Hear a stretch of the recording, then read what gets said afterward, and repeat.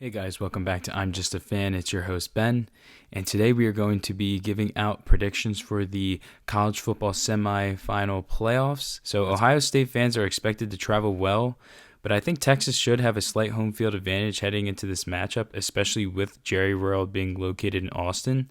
I think that is going to be a big X factor.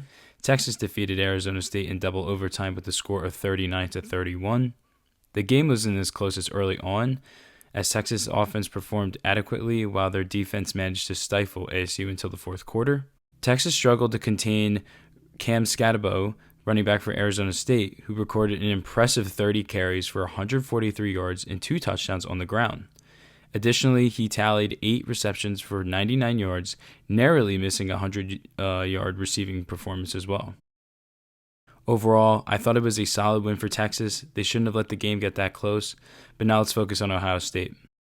On the other hand, Ohio State dominated Oregon in a lopsided affair. By halftime, the Buckeyes led 34-8, a scoreline that tells you everything about the game's dynamic. The final scoreline was 41-21, so Oregon did score some garbage time points, but this game was over by halftime. Ohio State's offense thrived on big plays with Will Howard's connection to Jeremiah Smith, which proved to be very lethal. Smith finished the game with 7 receptions for 187 yards and 2 touchdowns. Both of Ohio State's running backs, Travion Henderson and Quinshon Judkins, contributed solid performances as well, rushing for 94 and 85 yards respectively. Oregon allowed a total of 8 sacks, and this is where it starts to get embarrassing. Only managed to get negative 23 rushing yards. It's nearly impossible to win a football game with those numbers. Really happy. Well, I can't say I'm happy for them. As a Penn State fan, I am not happy for them, but I'm happy for the person, and I'm happy for the program just from that level. Do I want to see Ohio State succeed? No, but I do have to give credit where credit is due. Both teams boast a top 5 defense, so we can expect a hard-fought battle on that side of the ball. The key difference for me lies in Ohio State's offense compared to Texas's. At this time, I just have more trust in Will Howard than Quinn Ewers, and Ohio State's running game also seems more reliable than Texas. Texas struggled to run the ball against ASU, and I anticipate similar difficulties against Ohio State's premier front 7. I think it will be a close-fought game, and I guess the main thing that I'm looking for in this game is can Quinn Ewers really get it done against these really meaningful teams. Yes, he beat Clemson, but we all know how Clemson was this year. They weren't fully what they were the last couple years. Also, yes, they beat Arizona State, a good team, a good team, not disrespecting Arizona State. But are they on the likes of Oregon, Ohio State, Penn State, Notre Dame, Georgia? I just don't know. So this is going to be huge for Ewers' draft stock, and I also want to see how Howard does with Smith because that connection is deadly. I think it's going to be a great game, and we'll see how much that home field advantage plays for Texas as well because they are in their backyard in Austin. So even though this is technically the first game that is being played, I am going to be previewing it second. It's just the way I did it.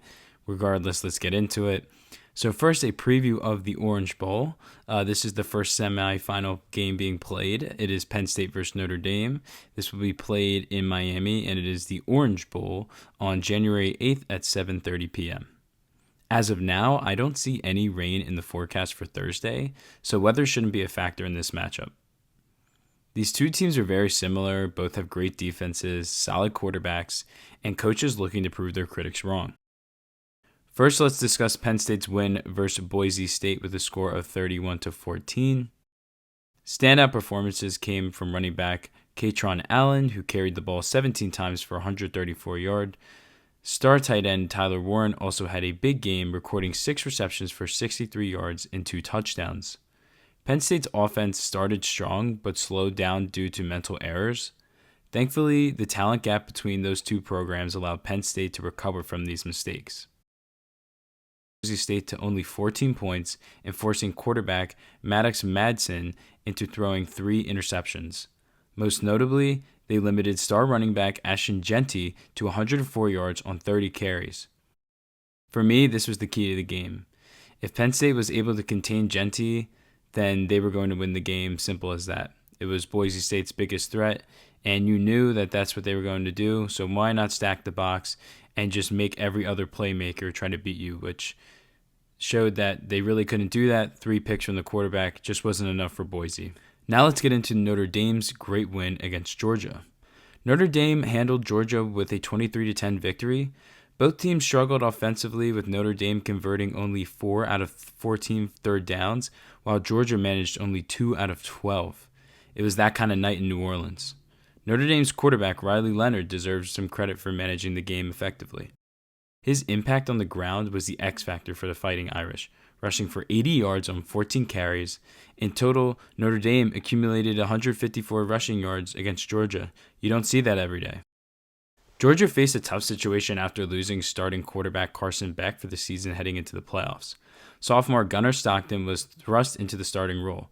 Stockton didn't have a terrible game, completing 20 out of 32 passes for 234 yards and 1 touchdown, but he lacked the ability to make key throws when it mattered most.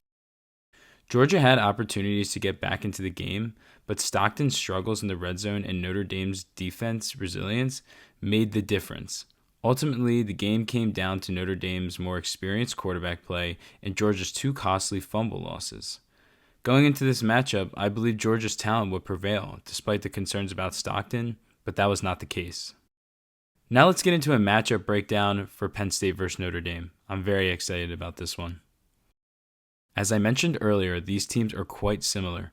Both play in cold weather environments, have coaches seeking to change their program's narrative, and boast blue blood fan bases. Both also feature top-tier defenses, ranked in the top 5 or 10 nationally, depending on your preference. The difference maker for me is Penn State's offense. I believe Drew Aller is the more talented quarterback, and I prefer Penn State's running backs, Katron Allen and Nicholas Singleton, along with the tight end. For me, this game will come down to 3 key factors. First, which quarterback performs better? Again, Riley managed against Georgia. He did a very good job in the run game, but 90 yards, that's not going to cut it every day. So I am curious to see how he does against the Penn State defense. I thought Aller made some good throws, but also just wasn't as sharp as he needed to be, and that really cost Penn State a couple more points, and Notre Dame's going to only make that harder than Boise State. Point number 2, can Penn State limit Riley Leonard's impact in the run game? As just discussed, that was the X factor for the game versus Georgia. Obviously, Penn State's defense is on par with Georgia's, but I think they'll be able to hopefully focus in on him because Notre Dame doesn't really have that much of a receiving threat. And yes, their second best player on offense is their running back. But again, if you can focus on the run game like you did with Genty, just take away one of those pieces for Notre Dame, try to make someone else beat you on the outside. And last, can Notre Dame contain Tyler Warren, especially in the red zone? Warren had 2 touchdowns in the red zone last week, and he, again, has been an X factor for Penn State all year. He's honestly been Penn State's best receiver. As most Penn State fans know, the receiving game is not up to par where it should be, but they've been able to mask it with Tyler Warren and also just the great play from the running backs and Aller's improvements. But that's the main thing I would really worry about for Notre Dame is if you can take Tyler Warren away, which it's shown pretty hard to do, it's going to be a lot harder for Penn State to score consistently because someone else is going to have to make a play on the outside, and I don't know if they're going to be able to do that against that Notre Dame defense. I'll admit my bias, but I think if Penn State's offense can improve by 10 to 20% from their performance last week, I think they'll beat Notre Dame. Penn State should have blown out Boise State, but that's a discussion for another time. Overall, I have Penn State winning by 3 points and advancing to the national championship to face Ohio State. Vegas, however, disagrees with me. Notre Dame is actually favored by 1.5. Overall, I think both of these games should be great matchups. Let me know what your thoughts are down below. Give me your predictions. And if you enjoyed this video, feel free to give it a like. If you like this type of content, subscribe. I'll be breaking down the NFL playoffs later this week as well, so I'm super excited for that. And yeah, thank you so much if you've been watching to this point. I will see you guys on the next one.